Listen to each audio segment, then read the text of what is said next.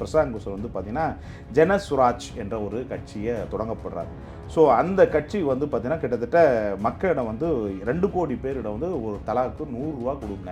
அமெரிக்காவில் இருக்கிற உலக நாடுகள் இருக்கிற ஸ்ட்ராட்டஜி நிறுவனங்களோட ஒப்பிட்டு பார்க்குற அளவுக்கு யுக்தி வரக்கூடிய நபராக பிரசாந்த் கிஷோர் இல்லை. இவர் இந்தியா முழுக்க உலகளாவிய என்ஜிஓக்கள் மூலமாக எவ்வளவு நிதி திரட்டப்பட்டிருப்பார் அப்படின்னா அந்த பணங்கள்லாம் அவர் பிளாக் மணியை ஒயிட் மணி ஆக்குவதற்காக இந்த பிச்செடுக்கும் நாடகத்தை அரங்கேற்றிருப்பதான் நான் பார்க்கப்படுறேன். பொலிட்டிக்கல் ஸ்ட்ராட்டஜிஸ்ட் நான் ஒத்துக்க மாட்டேன். அவங்க வடநாட்டுக்காரங்களை தான் நம்ம நாட்டுக்கார நம்புவாங்க, தமிழ்நாட்டுக்காரங்க நம்ப மாட்டாங்க. ஏன்னா தமிழனுக்கு தமிழ்னு அங்கீகரிக்க மாட்டாங்க. இது இயற்கையினுடைய நீதி. அப்புறம் நம்ம ஏன் செய்யப்படக்கூடாது நோக்கத்திற்காக அதான் உருவாக்கப்பட்டதான் ஐபிடிஎஸ் அகாடமின்றதில் வந்து இப்போ கொண்டு வரப்போகிறோம். கொண்டு வந்து இந்த கோர்ஸ் எல்லாம் படிக்கிறவங்க அங்கே போய் பயிற்சி எடுத்து வரலாம். யூஎஸ்ஏல போயிட்டு அந்த மாதிரி வந்து கோர்ஸ் வந்து நாங்கள் ப்ரோக்ராம் வந்து மக்களுக்கு கொடுக்கலான் இருக்கோம், இளைஞர்களுக்கு கொடுக்கலான் இருக்கோம்.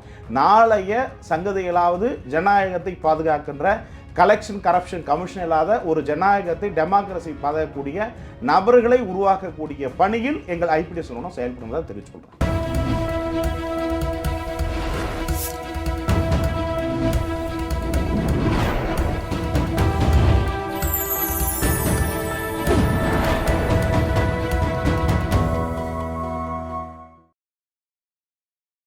சேனல் 5 தமிழ் நேயர்களுக்கு வணக்கம். இன்றைய நேர்காணலில் நம்மோடு இணைந்திருப்பவர் ஐபிடிஎஸ் நிறுவனத்தின் தேர்தல் வியூக வகுப்பாளர் திரு திருநாவுக்கரசு அவர்கள் இணைந்திருக்கிறார். வாருங்கள் அவரோடு பேசுவோம். சார் வணக்கம். சார் வணக்கம். தமிழ் தாய் உறவுகளுக்கு. சார், இந்தியாவின் பிரபல தேர்தல் வியூக வகுப்பாளர் பிரசாந்த் கிஷோர் அவர்கள் பீகாரில் தனியாக ஒரு கட்சி ஆரம்பித்து அந்த கட்சிக்கு தேவையான நிதியை மக்களிடமிருந்தே கேட்டிருக்கிறார். இந்த ஒரு யுக்தின்றது ஒரு புதிய வகை யுக்தியா இல்லை பழைய யுக்தி தானா? முதலில் இந்த யுக்தி வெற்றி பெறுமா? நம்ம ஊர் படத்தில் என்ன சொல்லுவோன்னா, ஐயா தர்மம் பிச்சை போடுங்க அப்படின்னு ஒரு கவுண்டு மணி படம் பார்த்துருக்கீங்களா? 10 பைசா கொடுத்தா காரி துப்புவான். என்னடா 10 பைசா கொடுக்குற, இன்றைக்கி எல்லாம் விலைவாசியே ஏறி போச்சு, ஒரு காசு அதிகம் கொடுறான்னு கேட்பான். அப்படின்ற மாதிரி வெக்கக்கேடு விஷயம்னா இன்றைக்கி இந்தியா முழுக்க ஒரு இன்றைக்கி ஆண்டு கொண்டு இருக்கிற பிரதமர் அவர்களுக்கு யுக்தி வகுத்து கொடுத்த நிறுவனம். குஜராத்திலே முதலமைச்சராக யுக்தி வகுத்து கொடுத்த நிறுவனம். உத்தரப்பிரதேசத்திலே முன்னாள் முதலமைச்சருக்கு யுக்தி வகுத்து கொடுத்த நிறுவனம். அதுக்கடுத்து கர்நாடகாவிலே முன்னாள் அமைச்சர் ஒருவருக்கு யுக்தி வகுத்து தோல்வி கண்ட நிறுவனம். அது ஊப்பிலும் தோல்வி கண்ட நிறுவனம்.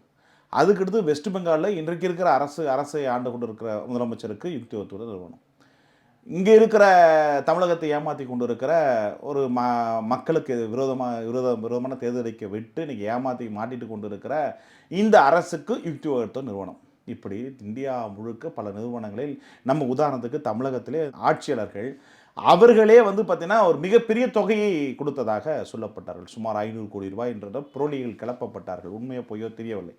அப்படி இருக்கிற போது இவர் இந்தியா முழுக்க உலகளாவிய என்ஜிஓக்கள் மூலமாக எவ்வளவு நிதி திரட்டப்பட்டிருப்பார் அப்படின்னா அந்த பணங்கள்லாம் அவர் பிளாக் மணியை ஒயிட் மணி ஆக்குவதற்காக இந்த பிச்செடுக்கும் நாடகத்தை அரங்கேற்றிருப்பதான் நான் பார்க்கப்படுறேன். அவங்க ஒரு பொலிட்டிக்கல் ஸ்ட்ராட்டஜிஸ்ட்டு நான் ஒத்துக்க மாட்டேன்.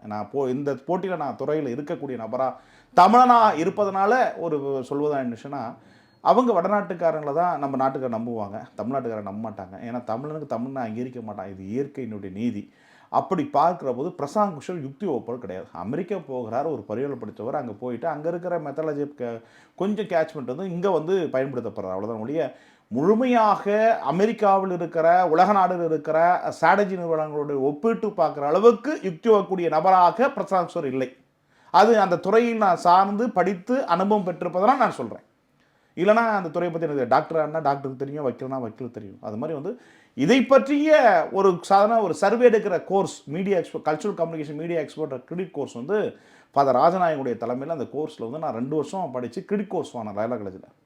ஸோ அது பயிற்சி பெற்றேன். அப்புறம் பொலிட்டிக்கல் ஸ்ட்ராட்டஜி என்னென்ன, அதில் என்னென்னலாம் கேட்டகிரியாக துறைகள் பிரிக்கப்பட்டிருக்கு, என்னென்னலாம் யுக்தி வகுக்கின்ற விவரங்களை தரவுகளை நான் சேகரிக்கப்பட்டேன். ஸோ அப்படி பார்க்குற போது தான் இவர்கள்லாம் செய்கிற போது தமிழ்நாட்டை நம்ம ஏன் செய்யக்கூடாது. 2002 தொடங்கி கிட்டத்தட்ட இதுவரை கிட்டத்தட்ட 27 ஆண்டுகளாக இந்த ஃபீல்டில் இருக்கிறோம். ஸோ பயிற்சி பெற்றிருக்கோம். மக்களை ஆய்வது மக்களுக்கு என்ற நோக்கத்தில் கலாய்விலே பயிற்சி பெற்றிருக்கோம். அப்புறம் நம்ம ஏன் செய்யப்படக்கூடாது நோக்கத்திற்காக அதான் உருவாக்கப்பட்டதான் ஐபிடிஎஸ் நிறுவனம், இந்தியன் பொலிட்டிக்கல் டெமோக்ரஸி ஸ்ட்ராட்டஜி நிறுவனம்.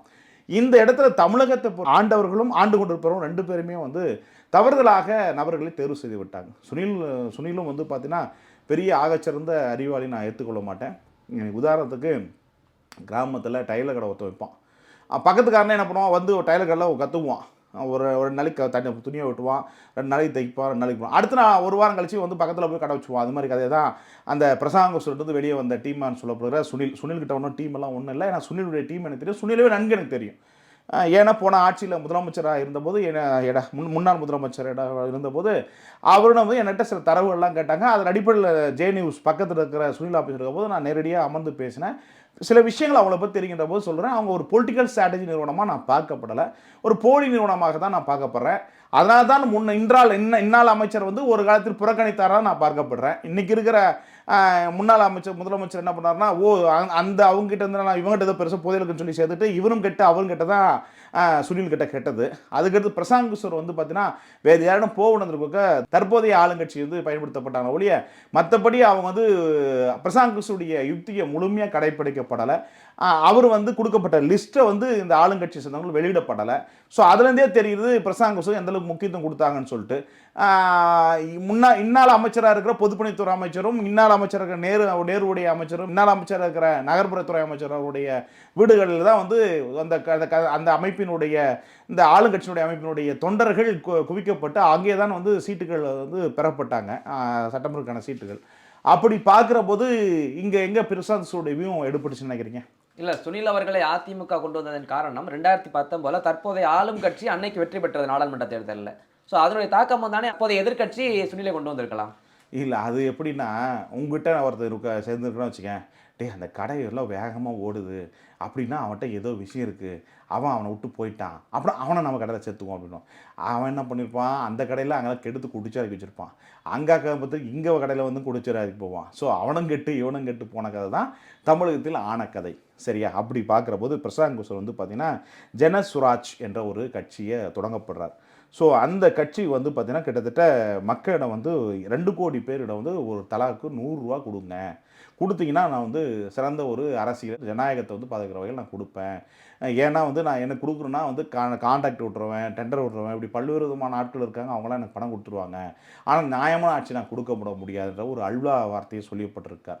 ஸோ அப்படி பார்க்குற போது இது வந்து என்னதுன்னா கருப்பு பணத்தை, இதுவரையும் இந்தியா முழுக்க சம்பாதிக்கப்பட்ட கருப்பு பணத்தை வெள்ளப்பணமாக்குற விஷயத்தை ஒரு சராசரி அரசியல்வாதி தான் பயன்படுத்த பொருள். இதில் எங்கே பொலிட்டிக்கல் ஸ்ட்ராட்டஜியாக என்ன பண்ணுறாரு அப்படின்னு நீ வந்து இவ்வளோ சமாளிச்சு போனால் மக்கள் தெரியல, அப்புறம் மக்களை மற்றவங்களுக்கு என்ன உனக்கு வித்தியாசம் இருக்குது, முட்டலாக்கிற விஷயம் தானே. அப்புறம் இவங்க வந்து நாட் ஃபார் பொலிட்டிக்கல் ஸ்ட்ராட்டஜிஸ்ட். இந்த ஆளுங்கட்சி வந்து 500 தீர்மானத்தை தேர்தல் அறிக்கை சொல்லப்பட்டிருக்காங்க. ஸோ எல்லாமே நிறைவேற்றிட்டாங்களா? பொய்யான தேர்தல் அறிக்கை தானே தேர்தல் அறிக்கை கொடுத்தாங்க. ஸோ அப்படி வந்து இதுலேருந்து என்ன தெரியுது? ஸோ இந்த மாதிரி போலியான பிம்பங்களை கட்டுப்படுவதற்காக தான் ஸ்ட்ராட்டஜி நிறுவனமா? கிடையாது. அமெரிக்காவில் போன்ற நாடுகளில் இது இப்படியெல்லாம் கிடையாது. ஜனநாயகத்தை பாதுகாக்க, டெமோக்ரஸி பாதுகாக்கக்கூடிய முக்கியத்துவம் தான் வந்து எங்கள் பொலிட்டிக்கல் ஸ்ட்ராட்டஜி இருக்கனாலே இங்கே நம்ம நாட்டில் வந்து பொலிட்டிக்கல் சயின்ஸ் வந்து அதிகமாக படிக்கிறதில்ல. அமெரிக்காவிலேயே பொலிட்டிக்கல் சயின்ஸ் வந்து அதிகமாக படிக்கிறாங்க. மெத்தடாலஜி நிறையா சயின்ஸ் மெத்தடாலஜி நிறைய பயன்படுத்தப்படுறாங்க. அதனால் அங்கே வந்து அங்கோடைய மெத்தடாலஜியே வேறு. அதை வந்து திருடிட்டு வந்து இங்கே நம்ம கமர்ஷியலாக வந்து தப்பாக கொடுக்குறாங்களா ஒழிய இவங்க 2 பேருமே பொலிட்டிக்கல் ஸ்ட்ராட்டஜிஸ் கிடையாது என்பது நான் அழுத்தமாக ஆழமாக சொல்கிறேன். இல்லை, சுனில் அவர்கள் இந்த தற்போதைய ஆளும் கட்சியிலேருந்து விலகி தற்போதைய எதிர்கட்சிக்கு சென்றதன் காரணம் என்னன்னு நினைக்கிறீங்க?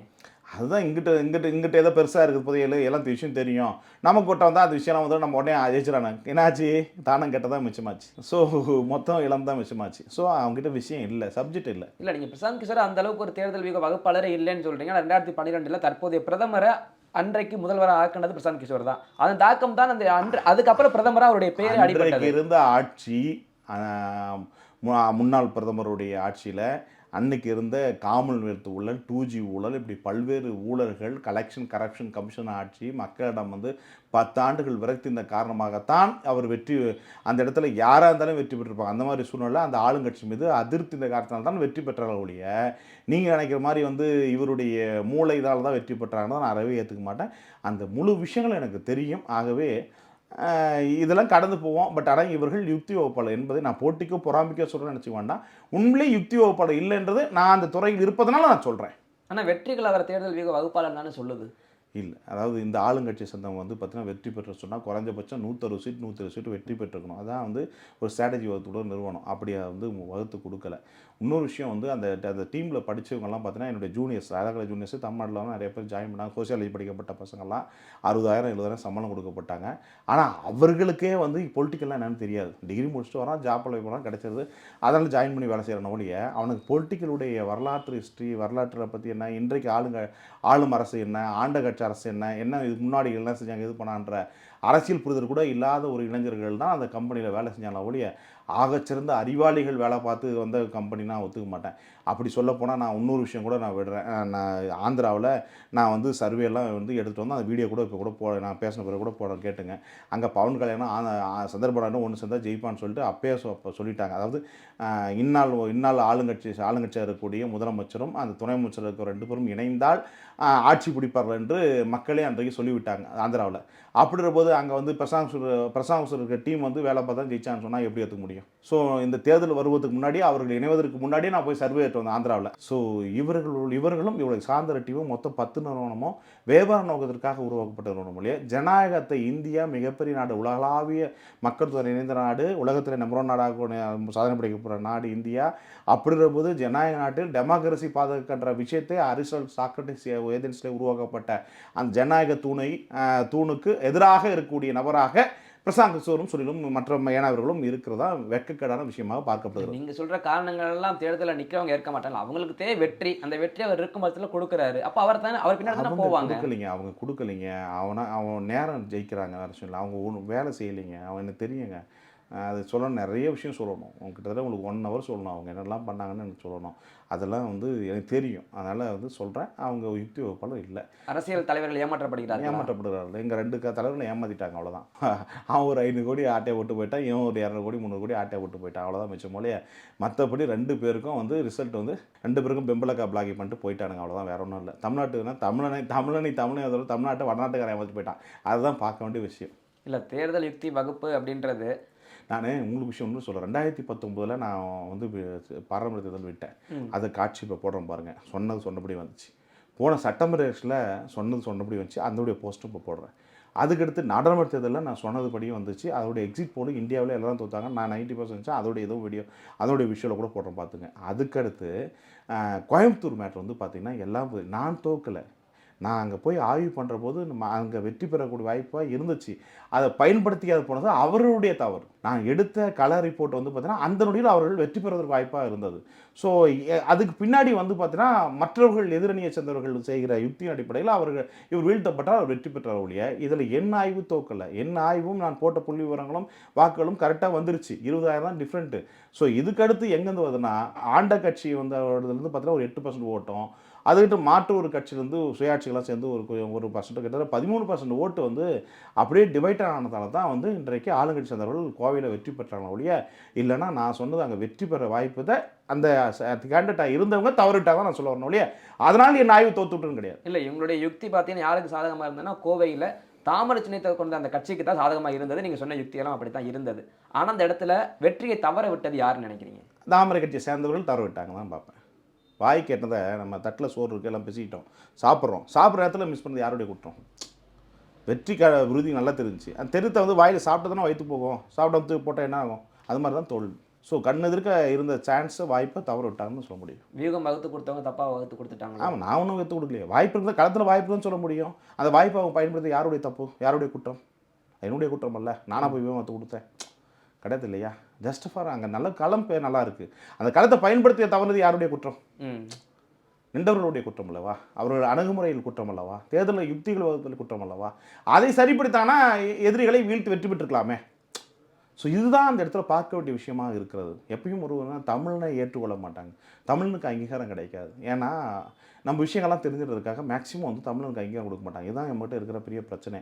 மாற்றான்கிட்ட விஷயமே இருக்காது, அவனை கூப்பிட்டு வந்து சொல்கிறதெல்லாம் மடையர்கள் இருக்கிற ஆட்சியாளர்கள் இருக்கிற போது இப்படி மடையர்கள் வந்து நம்மளை வேவு பார்க்க தான் செய்வான். இதுதான் நம்முடைய தமிழகத்தினுடைய அரசியல் ஜனநாயக சாட்சி, ஆட்சி, காட்சி, மாட்சி. வகுப்பாளர்கள் அமெரிக்காவில் படிச்சுட்டு வந்தால் மட்டும்தான் அந்த தேர்தல் யுக்தியை தமிழகத்தில் பயன்படுத்த முடியுமா? இல்லை, அமெரிக்கா, லண்டனு, ஆஸ்திரேலியா போன்ற உலக நாடுகளெல்லாம் வந்து பொலிட்டிக்கல் ஸ்ட்ராட்டஜி நிறுவனம் 100 ஆண்டுகளுக்கு முன்னே உருவாக்குறாங்க. எதுக்காக உருவாக்குறேன்னா லேபர்ஸ், அதாவது தொழிலாளர்கள் வந்து இது பண்ணுற போது முறையாக வந்து அந்த தொழிற்சங்கத்தில் வந்து இருக்கிறவங்க வெற்றி பெறும் நோக்கத்திற்காக யுக்தி வகுத்தர நிறுவனங்களாக உருவாக்கப்பட்டாங்க. நாளடைவில் வந்து குடியரசுக் கட்சி, ஜனநாயக கட்சி அமெரிக்காவில் இருக்கிற போது அந்த கட்சிக்கு வந்து வியூகம் வகுத்தக்கூடிய மாகாணம், எப்படி நம்ம தமிழ்நாடு, ஆந்திரா, கர்நாடகா, கேரளா சொல்கிறோமோ அதுபோல் அமெரிக்காவிலே மாகாணங்கள்னு சொல்லப்படுவாங்க. அந்த மாகாணங்களுக்கு வந்து யுக்தி கொடுக்குறப்போ நாளடைவில் பொலிட்டிக்கல் சயின்ஸுடைய தாக்கம் அதிகமானதுனால அதனுடைய புரிதல் அதிகமாக இருப்பதனால அதுக்கடுத்தா டெவலப் ஆகி வந்து தான் வந்து இந்த பொலிட்டிக்கல் ஸ்ட்ராட்டஜின்றத விட அது அமெரிக்காவில் முழுமையாக பயன்படுத்தப்படுறாங்க. இவங்க அதை திருடிட்டு வந்து அறிவை திருடிட்டு வந்து தவறாக பயன்படுத்துறாங்க. அதை கற்றுக்கொள்வதும் கிடையாது, அதை பற்றி புரிதலும் கிடையாது, ஏதோ தெரிஞ்ச விஷயங்களை வைத்து செய்கிற விஷயம் தான் பண்ணுறாங்க ஒழிய. இப்போ எல்லாருனாலையும் இப்போ அமெரிக்கா போய் கற்றுட்டு வர முடியாது இல்லை, இங்கே உள்ள களத்தின் சூழ்நிலையை இப்போ நான் அமெரிக்கா இப்போ தேர்தலில் நிற்க அந்த கோர்ஸை நாங்கள் சொல்லித்தர போகிறோம். விரைவில் நாங்கள் அமெரிக்காவில் இருக்கிற பொலிட்டிக்கல் ப்ரொஃபஸரோட நாங்கள் டைப் பண்ண போகிறோம். ஐபிடிஎஸ் அகாடமின்ற ஒரு இதை வந்து இப்போ மேக்ஸிமம் வந்து எல்லாமே வேலை முடிஞ்சு அடுத்த மாதம் ஸ்டார்ட் பண்ணிடுவோம். ஸ்டார்ட் பண்ணால் பொலிட்டிக்கல் ஸ்ட்ராட்டஜி நிறுவனம் வந்து இப்போ அங்கே நாங்கள் பயிற்சி போய் கொடுப்போம். இங்கே சேர்ற ஸ்டூடெண்ட்ஸ் வந்து அங்கே போய் அமெரிக்காவில் போய் பயிற்சி எடுத்துட்டுருவாங்க. அந்த மாதிரி இதை வந்து இந்தியாவில் நாங்கள் முறையாக பண்ணுறீங்க. அகாடமி, ஐபிடிஎஸ் அகாடமின்றதில் வந்து இப்போ கொண்டு வர போகிறோம். கொண்டு வந்து இந்த கோர்ஸ் எல்லாம் படிக்கிறவங்க அங்கே போய் பயிற்சி எடுத்து வரலாம் யூஎஸ்ஏல போயிட்டு. அந்த மாதிரி வந்து கோர்ஸ் வந்து நாங்கள் ப்ரோக்ராம் வந்து மக்களுக்கு கொடுக்கலான் இருக்கோம், இளைஞர்களுக்கு கொடுக்கலான் இருக்கோம். நாளைய சங்கதிகளாவது ஜனநாயகத்தை பாதுகாக்கின்ற கலெக்ஷன் கரப்ஷன் கமிஷன் இல்லாத ஒரு ஜனநாயகத்தை டெமோக்ரஸி பாதுகாக்கக்கூடிய நபர்களை உருவாக்கக்கூடிய பணியில் எங்கள் ஐபிடிஎஸ் நிறுவனம் செயல்படுவதாக தெரிவித்துக்கொள்கிறோம். ஊழலுக்காக அல்ல, திருட்டுத்தனத்திற்காக அல்ல, நியாயத்திற்கும் தர்மத்திற்கும் ஜனநாயகத்தை பாதுகாக்கின்ற நேர்மையான அரசியலை கொடுக்குகின்ற இளைஞர்களை உருவாக்குகின்ற ஒரு நிறுவனமாகத்தான் எங்கள் நிறுவனம் நடக்கும். அதுக்கான அகாடமியை வந்து அந்த கோர்ஸில் வந்து எல்லாரும் ஜாயின் பண்ணிக்கலாம். அந்த கோர்ஸ் அமெரிக்காவில் போய் பயிற்சி பெற்றலாம். இன்றைக்கி எப்படி வந்து ஒரு கட்சி சேர்ந்த தலைவர் வந்து பார்த்தீங்கன்னா லண்டனில் போய் பயிற்சி பெறோம், அதே கோர்ஸை இந்தியாவில் கொடுக்க நாங்கள் வந்து அமெரிக்கான நிறுவனத்தோடு டைப் செஞ்சு நாங்கள் வந்து அந்த விஷயத்தை முழுமையாக இந்தியாவில் முறையாக அந்த எஜுகேஷன் முறையை கொண்டு வரலான்ட்டு இருக்கோம். உங்களுடைய நேரத்தை ஒதுக்கி பதில் தந்தமைக்கு ரொம்ப நன்றி. தொடர்ந்து பேசுவோம். நன்றி தோழா.